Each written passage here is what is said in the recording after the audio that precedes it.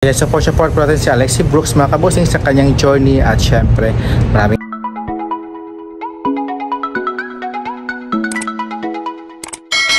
So hello guys, welcome back to my vlog.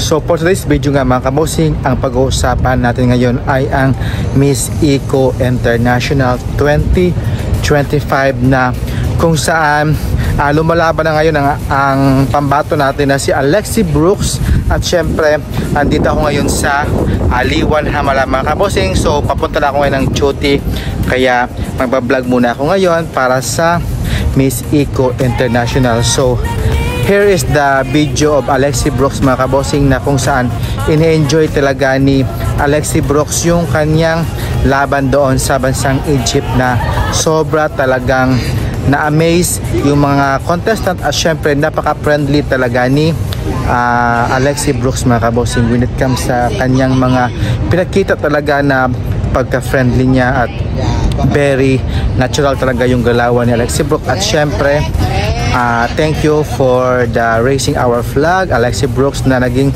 first runner up nga sa talent competition nga mga kabosing. Kaya support po natin si Alexi Brooks sa kanyang journey mga kabosing. So thank you so much.